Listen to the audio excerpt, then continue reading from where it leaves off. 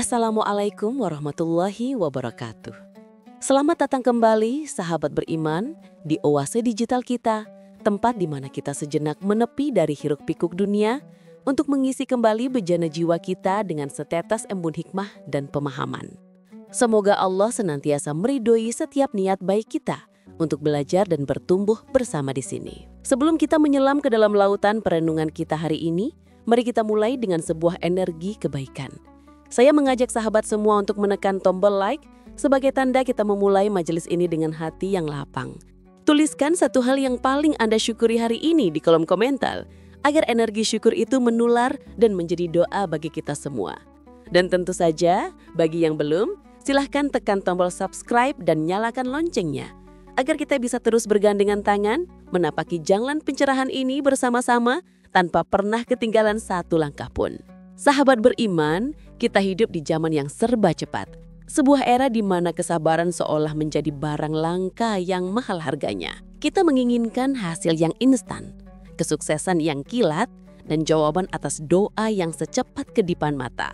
Kita terbiasa menggulir lini masa kehidupan kita dengan jari. Jika satu momen terasa membosankan atau sulit, kita dengan mudah menggesernya untuk mencari momen berikutnya yang lebih menyenangkan. Ketidaksabaran telah menjadi sebuah wabah, sebuah penyakit peradaban yang secara diam-diam menggerogoti ketenangan jiwa kita. Kita menjadi gelisah saat pesanan online tak kunjung tiba. Kita menjadi frustasi saat antrian terasa terlalu panjang. Kita menjadi putus asa saat doa-doa kita seolah tak kunjung terjawab. Kita lupa bahwa seluruh alam semesta ini bergerak di atas sebuah prinsip agung yang bernama proses. Biji tidak akan menjadi pohon dalam semalam. Ulat tidak akan menjadi kupu-kupu dalam sekejap. Dan janin tidak akan menjadi bayi dalam sehari.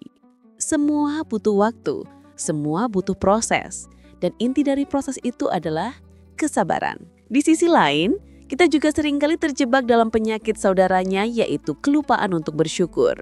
Kita begitu fokus pada apa yang belum kita miliki, sehingga kita buta terhadap ribuan nikmat yang sudah kita genggam. Kita mengeluhkan gaji yang tak kunjung naik, tapi lupa bersyukur atas pekerjaan yang melindungi kita dari panas dan hujan. Kita merisaukan satu jerawat di wajah, tapi lupa mensyukuri dua mata yang masih bisa melihat indahnya dunia. Kita begitu sibuk menghitung masalah kita, hingga kita lupa menghitung berkah yang tak terhingga jumlahnya. Sabar dan syukur. Dua kata yang begitu sering kita dengar, begitu mudah kita ucapkan, namun begitu sulit untuk kita hidupi. Banyak di antara kita yang salah memahami hakikat keduanya. Sabar seringkali kita artikan sebagai sebuah kepasrahan yang lemah, sebuah sikap diam menahan derita tanpa melakukan apa-apa. Kita berpikir sabar itu artinya menerima saja saat ditolini, diam saja saat hak kita dirampas, pasrah saja pada keadaan yang buruk. Ini adalah pemahaman yang keliru dan berbahaya. Sabar dalam Islam bukanlah kelemahan, ia adalah puncak dari kekuatan. Sabar bukanlah diam yang pasif. Ia adalah keteguhan yang aktif. Sabar bukanlah menyerah. Ia adalah daya tahan spiritual yang paling tinggi.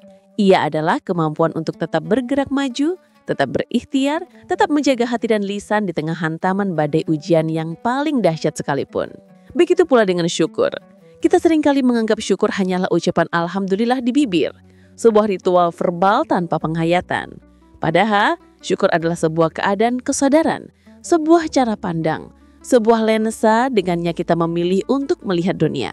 Syukur adalah sebuah tindakan aktif untuk mencari dan menemukan kebaikan di dalam setiap situasi, bahkan di dalam situasi yang paling sulit sekalipun.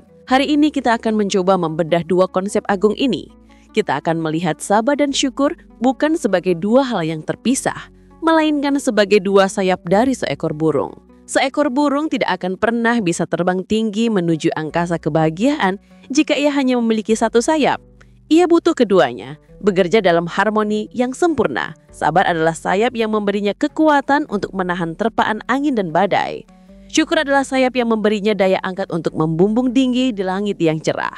Seorang mukmin sejati adalah ia yang mahir menggunakan kedua sayap ini dalam setiap episode kehidupannya. Mari kita mulai dengan sayap yang pertama, sabar. Para ulama membagi sabar ke dalam 3 tingkatan yang masing-masing membutuhkan perjuangan yang luar biasa. Tingkatan pertama adalah sabar dalam menjalankan ketaatan kepada Allah. Jangan kira untuk menjadi orang baik itu mudah. Dibutuhkan kesabaran yang luar biasa untuk bisa konsisten berada di jalan ketaatan. Sabar untuk bangun di sepertiga malam, meninggalkan hangatnya selimut demi bermunajat kepadanya. Sabar untuk menahan lapar dan dahaga di bulan Ramadan, bukan hanya dari makanan, tapi juga dari amarah dan hawa nafsu. Sabar untuk menyisihkan sebagian harta yang kita cintai untuk berzakat dan bersedekah. Sabar untuk menuntut ilmu, duduk berjam-jam, membaca dan belajar. Padahal godaan untuk bersantai jauh lebih nikmat. Ketaatan adalah sebuah jalan mendaki yang terjal. Ia butuh nafas yang panjang, dan nafas itu adalah kesabaran.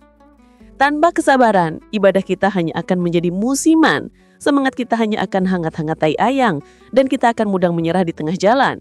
Inilah jihad pertama kita, jihad melawan kemalasan dan rasa bosan di dalam diri kita sendiri. Dan senyatanya adalah kesabaran. Tingkatan kedua yang mungkin lebih sulit adalah sabar dalam menjauhi maksiat. Kita hidup di zaman yang dimana pintu-pintu maksiat terbuka begitu lebar. Godaan ada di mana-mana, di layar ponsel kita, di lingkungan pergaulan kita, di setiap sudut kehidupan kita. Dibutuhkan kesabaran tingkat tinggi untuk bisa berkata tidak pada ajakan yang haram. Sabar untuk menundukkan pandangan dari apa yang tidak halal untuk kita lihat. Sabar untuk menjaga lisan dari gibah dan fitnah, padahal membicarakan orang lain terasa begitu nikmat. Sabar untuk mencari rizki dengan cara yang halal meskipun jalan yang haram terlihat lebih cepat dan lebih menggiurkan. Sabar untuk menjaga kesucian diri di tengah arus pergaulan bebas yang begitu deras. Setiap kali kita berhasil menahan diri dari sebuah dosa, kita sebenarnya sedang melatih otot kesabaran kita. Ini adalah peperangan antara bisikan nurani dan rayuan syahwat. Dan kemenangan dalam peperangan ini hanya bisa diraih oleh mereka yang memiliki perisai kesabaran yang kokoh. Fir'aun bisa sabar membangun piramida yang megah, tapi ia tidak bisa sabar menahan egonya di hadapan kebenaran. Banyak orang bisa sabar mengantri berjam-jam demi tiket konser, tapi tidak bisa sabar menahan diri dari satu postingan yang menyakiti hati orang lain. Disinilah kualitas kesabaran kita benar-benar diuji. Dan tingkatan ketiga yang menjadi mahkota dari segala kesabaran adalah sabar ketika ditimpa musibah. Inilah sabar yang paling sering kita bicarakan dan juga yang paling berat untuk dijalankan. Sabar ketika menghilangkan orang yang kita cintai. Sabar ketika bisnis yang kita bangun hancur berantakan. Sabar ketika tubuh yang sehat tiba-tiba divonis penyakit. Sabar ketika difitnah dan didolimi oleh orang lain. Di saat-saat seperti inilah, iman kita diguncang hingga ke dasarnya. Di momen ini, syaitan akan datang membisikkan kata-kata putus asa. Di mana Tuhanmu? Kenapa ini terjadi padamu padahal engkau orang baik? Di titik inilah, sabar bukan lagi menahan tangis. Tapi sabar adalah sebuah keputusan sadar untuk tetap berbaik sangka kepada Allah. Sabar adalah kemampuan untuk melihat takdirnya dengan kacamata hikmah, bukan dengan kacamata keluhan. Sabar adalah kekuatan untuk menjaga lisan kita dari ucapan-ucapan yang menunjukkan penolakan terhadap ketetapannya. Rasulullah bersabda, sabar yang sesungguhnya adalah pada hantaman yang pertama. Artinya, kualitas kesabaran kita diukur dari respon pertama kita saat musibah itu datang. Apakah kita langsung panik, marah, dan menyalahkan keadaan? Ataukah kita mengambil jeda, menarik nafas, dan mengucapkan, Inna lillahi wa inna ilaihi raji'un. Sesungguhnya kami milik Allah dan kepadanya lah kami akan kembali. Kalimat ini bukan sekedar ucapan bela sungkawa. Ia adalah sebuah jangkar spiritual yang paling dalam, sebuah pengakuan bahwa apapun yang kita miliki di dunia ini, termasuk diri kita sendiri, hanyalah titipan. Dan sang pemilik berhak mengambil titipannya kapan saja. Saat kita mampu menghayatin makna ini, beban musibah akan terasa jauh lebih ringan. Allah tidak pernah menjanjikan bahwa langit akan selalu biru atau jalan akan selalu mulus, tapi Dia berjanji akan selalu bersama orang-orang yang sabar. Dan janji inilah yang menjadi sumber kekuatan kita. Perhatikanlah firman-Nya yang indah dalam surah Al-Baqarah ayat 153. Ya ayyuhalladzina amanu sta'inu bis-sabri was-salati innallaha ma'as sabirin. Yang artinya, hai orang-orang yang beriman, jadikanlah sabar dan salat sebagai penolongmu. Sesungguhnya Allah berserta orang-orang yang sabar. Subhanallah, coba kita resapi kalimat terakhir dari ayat ini. Sesungguhnya Allah beserta orang-orang yang sabar. Ini bukanlah kalimat biasa. Ini adalah sebuah deklarasi dukungan ilahi yang paling agung. Saat Anda memilih untuk bersabar, Anda sebenarnya sedang mengundang Allah untuk hadir mendampingi Anda, untuk menjadi penolong Anda, untuk memegang tangan Anda melewati badai yang paling dahsyat sekalipun. Anda tidak sendirian. Kehadirannya adalah jaminan bahwa Anda akan diberi kekuatan untuk menanggung beban itu. Kehadirannya adalah jaminan bahwa di ujung terowongan kesabaran yang gelap ini, pasti ada cahaya kemenangan yang menanti. Inilah mengapa sabar disebut sebagai setengah dari iman, karena ia adalah bukti paling nyata dari kepercayaan kita kepada kebijaksanaan dan kasih sayang Allah. Bahkan di saat-saat di mana kita tidak bisa melihatnya dengan mata kepala kita. Sabar adalah seni menunggu dengan indah, seni berjuang tanpa mengeluh, dan seni percaya pada janjinya di tengah ketidakpastian. Ia mengubah musibah dari sebuah tragedi yang menghancurkan menjadi sebuah universitas kehidupan yang mendewasakan dan mengangkat derajat kita di sisinya. Saat sayap kesabaran telah kita kepakkan dengan kokoh, saat kita telah mampu bertahan di tengah badai dengan sandaran penuh kepadanya, maka inilah saatnya kita mengepakkan sayap yang satu lagi. Sayap yang akan membawa kita terbang melampaui sekedar bertahan hidup, menuju level menikmati hidup dalam segala kondisinya. Sayap ini adalah syukur, sang kembaran dari sabar. Jika sabar adalah seni bertahan dalam kekurangan, maka syukur adalah seni merayakan dalam kelimpahan, sekecil apapun kelimpahan itu. Jika sabar adalah perisai kita di saat diuji dengan kesempitan, maka syukur adalah jangkar kita di saat diuji dengan kelapangan, agar kita tidak terhanyut dalam kesombongan dan kelalaian. Keduanya adalah dua sisi dari mata uang yang sama, yaitu mata uang keimanan. Seorang mukmin yang sejati tidak akan pernah bisa melepaskan salah satunya. Ia berjalan di atas dua kaki, sabar dan syukur. Ia terbang dengan dua sayap, sabar dan syukur. Dan inilah yang membuat perjalanannya begitu indah dan seimbang. Rasulullah Shallallahu Alaihi Wasallam dalam sebuah hadis yang agung pernah bersabda, "Sungguh menakjubkan urusan seorang mukmin. Seluruh urusannya adalah baik baginya, dan hal ini tidak akan didapati kecuali pada diri seorang mukmin. Jika ia mendapatkan kesenangan, ia bersyukur, maka itu baik baginya. Dan jika ia ditimpa kesusahan, ia bersabar, maka itu baik baginya." Lihatlah betapa sempurnanya formula kehidupan yang diajarkan oleh Nabi kita. Bagi seorang mukmin, tidak ada istilah hari buruk atau nasib sial. Yang ada hanyalah dua panggung ujian yang berbeda. Panggung kesenangan, di mana ia diuji dengan rasa syukur, dan panggung kesusahan, di mana ia diuji dengan rasa sabar. Jika ia berhasil lulus dalam kedua ujian itu, maka seluruh hidupnya, dari awal hingga akhir, akan bernilai kebaikan di sisi Allah. Namun, sama seperti sabar, kita seringkali salah kaprah dalam memahami syukur. Kita mengiranya hanya sebatas ucapan Alhamdulillah. Padahal itu barulah kulitnya, barulah gerbangnya. Syukur yang sejati, seperti halnya sabar, memiliki 3 tingkatan yang harus kita panjat. Tingkatan pertama adalah syukur dengan hati, atau syukur bil qalbi.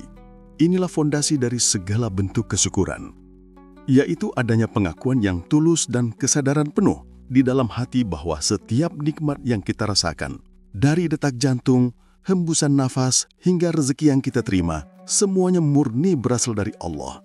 Bukan karena kehebatan kita, bukan karena kecerdasan kita, bukan karena kerja keras kita semata. Usaha kita hanyalah sebab, tapi pemberi hasilnya adalah Dia. Kesadaran ini akan melahirkan rasa cinta dan kerendahan hati yang mendalam di hadapannya. Hati yang bersyukur adalah hati yang tidak pernah merasa berhak atas apapun. Ia melihat segalanya sebagai hadiah, sebagai anugerah yang tak ternilai. Tingkatan kedua adalah syukur dengan lisan. Setelah hati kita mengakui, maka lisan kita akan secara otomatis menerjemahkannya dalam bentuk ucapan. Inilah ucapan Alhamdulillah, pujian-pujian kepada Allah, serta menceritakan nikmatnya, bukan dengan niat untuk pamer atau sombong, melainkan dengan niat untuk menampakkan karunia-Nya dan menginspirasi orang lain. Lisan yang terbiasa bersyukur adalah lisan yang jauh dari keluh kesah. Ia tidak akan mudah mengeluh saat menghadapi kesulitan kecil, karena ingatannya dipenuhi oleh nikmat-nikmat besar yang telah ia terima. Ia tidak akan mudah mencela atau mengkritik, karena ia terlalu sibuk memuji Sang Pemberi nikmat. Lisan yang basah dengan zikir dan syukur akan memancarkan aura positif yang menenangkan bagi siapa saja yang mendengarnya. Dan tingkatan ketiga, yang menjadi bukti nyata dari syukur kita adalah syukur dengan perbuatan atau anggota badan, atau syukur bil jawarih.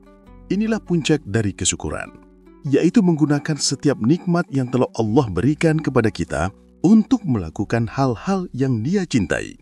Jika kita diberi nikmat mata yang sehat, kita gunakan untuk membaca Al-Quran dan melihat hal-hal yang baik. Jika kita diberi nikmat telinga, kita gunakan untuk mendengar nasihat dan ilmu. Jika kita mendapat nikmat tangan, kita gunakan untuk menolong sesama. Jika kita diberi nikmat harta, kita gunakan untuk berinfak di jalannya. Jika kita diberi nikmat ilmu, kita gunakan untuk mengajar dan mencerahkan umat.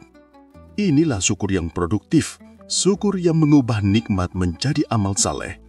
Banyak orang yang mengaku bersyukur atas hartanya, tapi tangannya begitu berat untuk bersedekah. Banyak orang yang mengaku bersyukur atas kesehatannya, tapi kakinya begitu malas untuk melangkah ke masjid. Itu adalah syukur yang terputus, syukur yang tidak sampai pada level perbuatan. Syukur yang sejati adalah saat seluruh diri kita, dari hati, lisan, hingga perbuatan, bergerak dalam satu irama yang sama, yaitu irama pengabdian sebagai bentuk terima kasih kepada Sang Maha Pemberi. Dan lihatlah betapa dahsyatnya janji Allah bagi mereka yang mampu mencapai level syukur seperti ini. Janji yang Dia maklumkan dengan sangat tegas dalam surah Ibrahim ayat 7. Wa iz ta'adzana rabbukum la in syakartum la azidannakum wa la in kafartum inna azabi lasadid. Yang artinya, dan ingatlah juga, tatkala Tuhanmu memaklumkan, sesungguhnya jika kamu bersyukur, pasti kami akan menambah nikmat kepadamu.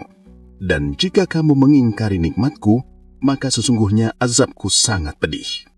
Perhatikan kata pasti atau la'azidannakum dalam ayat ini. Ini bukanlah sebuah kemungkinan. Ini adalah sebuah garansi ilahi, sebuah hukum alam spiritual yang pasti terjadi. Syukur adalah sebuah kunci yang jika kita putar, pintu tambah nikmat akan terbuka secara otomatis. Semakin sering kita memutar kunci ini, semakin lebar pintu itu terbuka. Tambahan nikmat ini bisa dalam berbagai bentuk. Bisa jadi tambahan dalam jumlah, harta kita bertambah, ilmu kita bertambah, atau bisa juga tambahan dalam kualitas, yaitu keberkahan. Harta kita mungkin jumlahnya tetap, tapi terasa cukup untuk segala kebutuhan dan membawa ketenangan. Waktu kita mungkin hanya 24 jam, tapi terasa begitu produktif dan bermanfaat. Inilah keajaiban syukur. Ia adalah magnet yang menarik lebih banyak lagi kebaikan ke dalam hidup kita. Sebaliknya kufur nikmat, yaitu mengingkari atau melupakan nikmat Allah, adalah tindakan yang mengundang azab. Azab di sini tidak selalu berarti bencana dahsyat. Hilangnya rasa cukup, hati yang selalu gelisah, hidup yang terasa hampa meski bergelimang harta. Itu semua adalah bentuk-bentuk azab yang lahir dari kufur nikmat. Kita diberi mata tapi tak mampu melihat kebenaran. Kita diberi telinga tapi tak mampu mendengar nasihat. Itulah azab yang sesungguhnya. Sekarang mari kita satukan kedua sayap ini. Bayangkan ada dua orang yang sama-sama mengalami musibah. Misalnya sama-sama kehilangan pekerjaan. Orang pertama adalah seorang ahli sabar, tapi ia lupa cara bersyukur. Ia tidak mengeluh, ia tidak marah kepada Tuhan. Ia menerima ini sebagai ujian dan mulai berusaha mencari pekerjaan baru. Ia kuat, ia tegar, tapi hari-harinya terasa berat dan kelabu. Wajahnya selalu murung, hatinya selalu terasa sempit. Ia hanya fokus pada apa yang telah hilang darinya. Ia mampu bertahan, tapi ia tidak bahagia. Sekarang bayangkan orang yang kedua. Ia adalah seorang ahli sabar sekaligus ahli syukur. Saat kehilangan pekerjaan, ia juga bersabar. Ia menerima ini sebagai ketetapan Allah. Namun di saat yang bersamaan, ia mengaktifkan sayap syukurnya. Di tengah kesedihannya, ia mulai mencari-cari nikmat lain yang masih ia miliki. Ia bersyukur, Alhamdulillah, aku kehilangan pekerjaan, tapi aku masih punya keluarga yang mendukungku. Ia bersyukur, Alhamdulillah, aku tidak punya penghasilan, tapi aku masih punya kesehatan yang sempurna untuk bisa berikhtiar lagi. Ia bersyukur, Alhamdulillah, sekarang aku punya lebih banyak waktu untuk bermain dengan anak-anakku dan memperbaiki ibadahku. Rasa syukur ini mengubah perspektifnya secara total. Musibah yang ia alami tidak lagi ia lihat sebagai sebuah akhir dunia, tapi sebagai sebuah jeda, sebuah kesempatan dari Allah untuk menata ulang hidupnya. Energi positif yang lahir dari rasa syukurnya ini membuatnya lebih kreatif, lebih optimis, dan lebih disukai orang. Sehingga pintu-pintu peluang baru pun terbuka lebih mudah baginya. Ia tidak hanya bertahan, ia justru tumbuh dan berkembang menjadi pribadi yang lebih baik melalui ujian tersebut. Inilah perbedaan antara terbang dengan satu sayap dan terbang dengan dua sayap. Keduanya mungkin sama-sama tidak jatuh, tapi ketinggian dan keindahan pemandangan yang mereka capai akan sangat berbeda. Maka, sahabat beriman, marilah kita melatih diri kita setiap hari untuk menjadi pribadi yang pandai menggunakan kedua sayap ini. Di saat kita sedang diuji dengan kesulitan, kepakkanlah sayap sabar kita sekuat-kuatnya. Ingatlah bahwa Allah bersama kita, dan badai ini pasti akan berlalu. Dan di saat yang sama, carilah celah sekecil apapun untuk menggempakkan sayap syukur kita. Temukan saja satu hal baik di tengah situasi buruk itu dan berpeganglah padanya. Sebaliknya, di saat kita sedang dihujani nikmat dan kemudahan, kepakkan sayap syukur kita setinggi-tingginya. Gunakan nikmat itu di jalannya, bagikan kepada sesama. Dan di saat yang sama, kepakkan pula sayap sabar kita. Sabar untuk tidak menjadi sombong, sabar untuk tidak terlena, dan sabar untuk tetap konsisten dalam ketaatan. Kombinasi inilah yang akan menjadikan kita pribadi yang kokoh, seimbang, dan tidak mudah terombang-ambing oleh pasang surut kehidupan. Kita akan menjadi seperti pohon yang akarnya menancap kuat ke dalam bumi kesabaran, dan dahan-dahannya